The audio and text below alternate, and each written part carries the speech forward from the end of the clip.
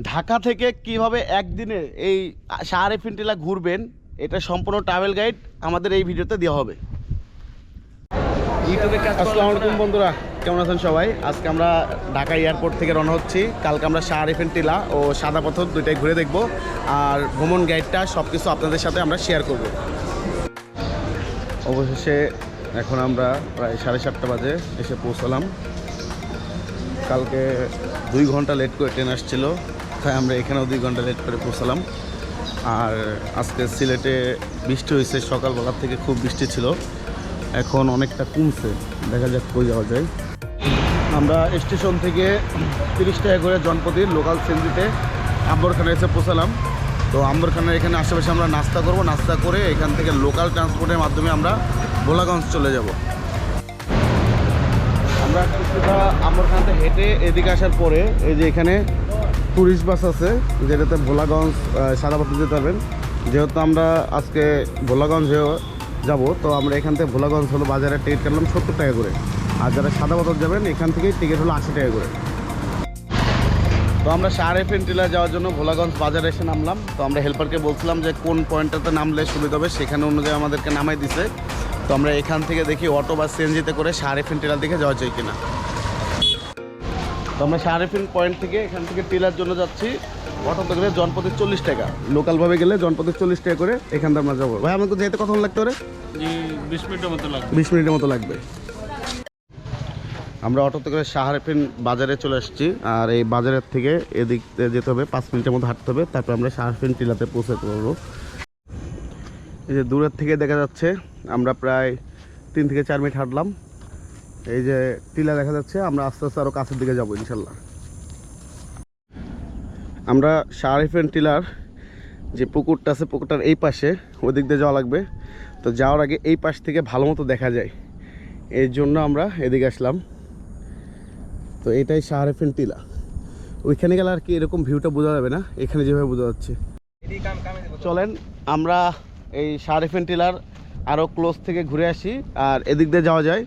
চাইলে ওই রাস্তা দিয়ে ওই দিক দিয়ে ঘুরেও যাওয়া যেতে পারে, আর এখান দিয়ে নদীর মাঝখান দিয়ে যেভাবে যাওয়া লাগতেছে, নদী বললে ভুল হবে আর কি, এটা ওই যে ছোট ছোট খাল বিল আর কি।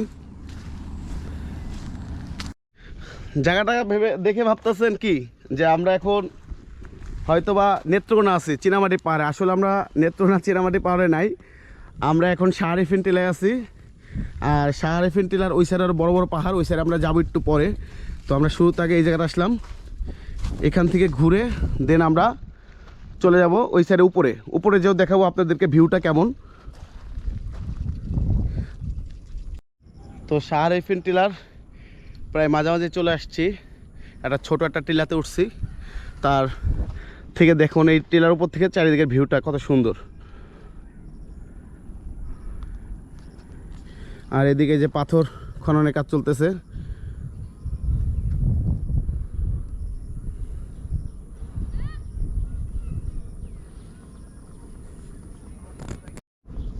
চলেন আমরা ওই পাহাড়টাতেও ঘুরে আসি, দেখি ওই পাহাড়ের উপরে উঠলে কীরকম ভিউ দেখা যায়, আর ওই মেঘালয়ের পাহাড়গুলো কত সুন্দর দেখা যায়। একটু আগেও অনেক ক্লিয়ার দেখা যাচ্ছিলো মেঘ, মানে পাহাড়গুলা। এখন মেঘ একবারে পুরো ঢেকে গেছে, মনে হচ্ছে না যে ওখানে কোনো পাহাড় আছে, মনে হচ্ছে মেঘ। দেখেন, যখন আমি শাহরেফিন টিলার মাঝখানে আসলাম, তখন চারিদিকে ছোট ছোট পাহাড়গুলো কত বড় লাগতেছে। আমি কিন্তু এখন প্রায় মাঝখান বরাবর আছি, মিডল পয়েন্টটাতে। এই যে একটু আগে দেখলাম যে পাথর খনন হচ্ছে এখানে, তো মিডল পয়েন্টে আছি।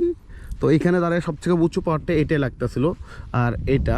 তো দেখি এই দুটার উপর উঠলে এই জায়গাটা কেমন দেখা যায়। তো এই যে শাহরেফিন টিলা যেই মিডল বরাবর আসছি, আরও একটু ভিতরের দিকে আসছি, আসার পরে দেখেন জায়গাটা কত সুন্দর লাগতেছে। এখানে কিন্তু ছোট ছোট 3টা পানি জমার জায়গা আছে, আর এই পানিটা একটু বেশি কালারফুল লাগতেছে, বাকি 2টা লাল লালই লাগতেছে। কিন্তু জায়গাটা দেখেন, মনে হচ্ছে যে সাহারা মরুভূমিতে আছি। যদি শুধু এই পানিটুকু না থাকতো তাহলে মনে হতো সত্যি আমরা এখন কোনো সাহারা মরুভূমি বা কোনো একটা মরুভূমির পথে আছি। আমরা ওই পাহাড় দিয়ে উঠতে চাইছিলাম, কিন্তু উপরে ওঠার পরে সামনে দিয়ে ওঠার জায়গা নেই, কারণ এই মাটিগুলো খুব ঢিলা, এখান দিয়ে উঠলেই মনে করেন ভেঙে ভেঙে পড়ে যাচ্ছি। তো আমরা আবার নেমে আসলাম, নেমে এদিক দিয়ে উঠবো, তো দেখি উঠা যায় কিনা। শাহরেফিন টিলার যে সর্বোচ্চ পাহাড়টা আছে মাঝখানে, এই পাহাড়ে আসার পরে দেখেন কত সুন্দর একটা ভিউ দেখা যায়। হ্যাঁ, এই শাহরেফিন টিলার একটা সুন্দর ভিউ আছে। তারপরে কিন্তু যে মেঘালয়ের যে পাহাড়, ওই যে ছোটো দূরে দেখা যাচ্ছে মেঘালয়ের ছোটো ঘরবাড়ি, এটাও দেখা যাচ্ছে আর কি। আমি জানি না যে ক্যামেরায় কতটুকু বোঝা যাচ্ছে, কিন্তু খালি চোখে অনেকটা দেখা যাচ্ছে। আর এই বরাবর গেলে ওই যে সাদা পাথরের কাছেই আছি প্রায় আমরা। এই যে যদি আপনারা শাহরেফিন টিলার একবারে শেষের দিকে আসেন, তাহলে এখান থেকে সুন্দর একটা ভিউ পাবেন, মনে হবে বাংলার কাশ্মীরে আছেন, কাশ্মীরের এখানে চলে আসছেন। আমরা এখন আবার ভোলাগঞ্জ বাজারে চলে আসছি। এখন এখান থেকে যে ব্রিজের মাথা বললেই হয়, এই দিকটা আমরা এখন উৎমাছড়া চলে যাব। তো এই রাস্তার এখানে দাঁড়াইলেই আপনার হলো এখান অটো পাওয়া যায়। তো আমরা এখানে অটোর জন্য ওয়েট করব। অটো আসলে এখান থেকে উৎমাছড়া চলে যাব। দেখি উৎমাছড়া ভাড়া কত, এটা এখনও জানি না, জানলে আপনাদেরকে জানাবো। তো আমরা এখন এই যে ধোলাই ব্রিজের এখান থেকে এই অটো তুলছি। বাইরে কোন জায়গা পর্যন্ত যাবে? এখান থেকে আমরা দয়ার বাজার যাবো। দয়ার বাজার থেকে আবার উৎমাছড়ার অটোতে যেতে হবে। এখান থেকে দয়ার বাজারের ভাড়া হলো 20 টাকা করে। তো আমরা দয়ার বাজার নামলাম। তো দয়ার বাজার থেকে এই যে সিএনজি আছে, এখানে সিএনজি জনপ্রতি 40 টাকা করে নেবে এখান থেকে উৎমাছড়া। তো আমরা এখান থেকে লোকাল সিএনজিতে 40 টাকা করে চলে যাব উৎমাছড়াতে। এই যে দয়ার বাজার তো সিএনজি স্ট্যান্ডের পিছন দিকে কিন্তু এই যে সাদা পাথর দেখা যায়, দেখেন এখান থেকে যে সাদা পাথর, ওই যে সাদা পাথরের দূরের মসজিদ এদেরকে দেখা যাচ্ছে।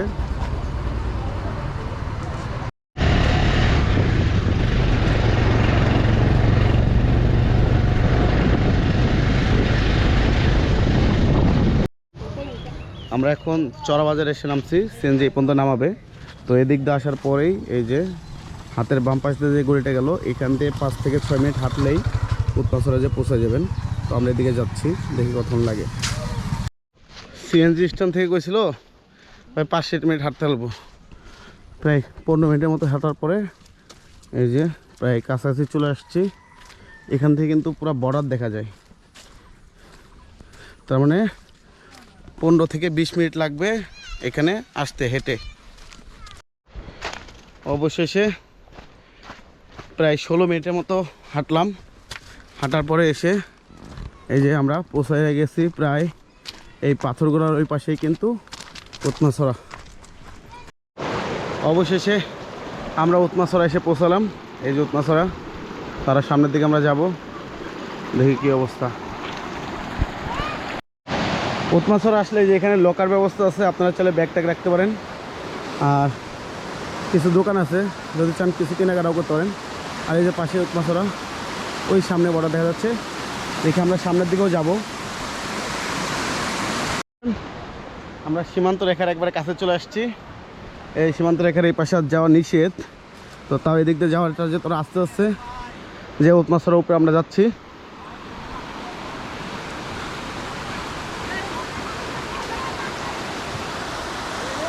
এই যে এখানে গোসল করতেছে এখন অনেকে, তার মানে আরও একটু সামনে যাওয়া যাবে, আমরা সামনের দিকে যেতে পারবো। আর ওই যে বর্ডার ব্রিজ দেখা যাচ্ছে।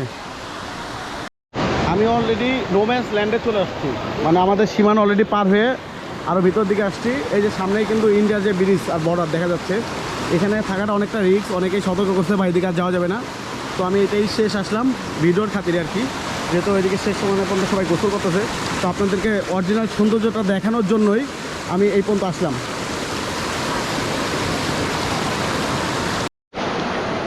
তো আজকে আমরা উৎমাছড়াতে বিদায় নিচ্ছি, আর আমাদের ব্লগটা এখানে শেষ করতেছি, কারণ এখান থেকে আর অন্য কোথাও যাওয়ার মতো এনার্জি নাই। আর এখানে সাঁতার কাটতে যে দুই একবার মানে পা ছিলে গেছে, হাত পা জ্বালা পোড়া করতেছে। আর এখন প্রায় 4টার মতো বাজে, তো খাওয়া দাওয়া করতে হবে দুপুরের। তো ভালো থাকবেন সবাই, আর উৎমাছড়া থেকে আপনাদের থেকে বিদায় নিচ্ছি। তো আশা করি আপনাদের এই দুটো জায়গায় ভালো লাগবে। চাইলে আমরা আরেকটা জায়গায় দেখাইতে পারতাম, আসলে শরীরে এনার্জি প্লাস 2 জন মানুষ, সব জায়গাটা সাহস পাচ্ছি না, এর জন্য আমরা যেতে পারি নাই। না হলে আপনাদের আরেকটা পয়েন্ট আমরা দেখাইতাম। তো এদিক দিয়ে আমরা ইসলামতে যেতে চেয়েছিলাম, ওখানে পানি ছিল না। আর এখানে যে তুন্নসরাতে যেতে চেয়েছিলাম, সেখানে 2 জন যাওয়াটা একটু রিস্ক, কারণ ওখানে কোনো লোকজন থাকে না, তো এই যেতে পারি নাই। তো আপনারা সবাই ভালো থাকবেন, আর আমাদের চ্যানেলটাকে সাবস্ক্রাইব করবেন।